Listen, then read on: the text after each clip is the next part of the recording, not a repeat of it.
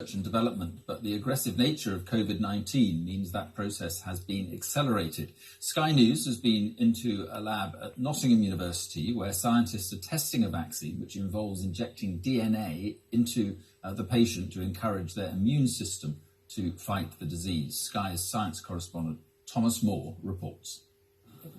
A tiny gold bullet against the coronavirus. This precious pellet, coated in a new prototype vaccine, has just started trials in mice. First results show it works differently to other vaccines already being tested in humans. Here you can see big spots here. Each of those is a really good T cell responding to the vaccine, making the cytokine that's basically going to kill that virus. It activates the immune system's killer T cells that clear infections from the body. That means we've got a very potent T cell that can kill a virus very quickly. Despite its promise, the vaccine can't get funding. The government has put £100 million into experimental vaccines being developed in Oxford and Imperial College London. But 90% of vaccines fail before they reach the clinic. It's a bet that may not pay off. And the other vaccines primarily work on antibodies, not T cells. It's an important difference. Not only should you get longer-lasting immunity, but also this one should work well in the elderly, precisely the people who need protection the most.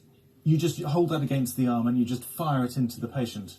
The same T-cell technology has been used to harness the body's defences to fight skin cancer. Even those with advanced melanoma were far less likely to relapse. It gives scientists confidence that it would work against the coronavirus.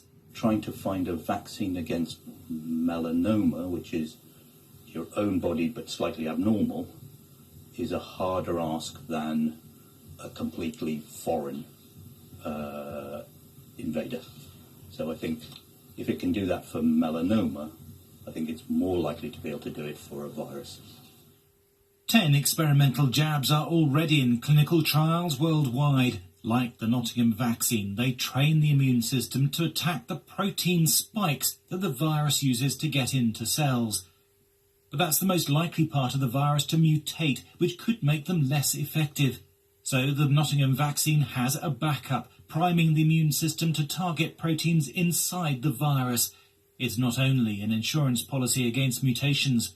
Those proteins are common to other coronaviruses, so it could protect against the next pandemic. Vaccine specialists warn it's best to spread your bets.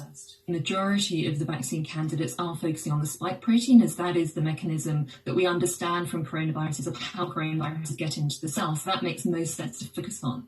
However, having all our eggs in one basket, so to say, may not, and if that isn't the best approach, it would be good to have other options. Keeping options open could be the difference between stopping the pandemic and not. Thomas Moore, Sky News, Nottingham. Just before we go, just time to tell you that Sky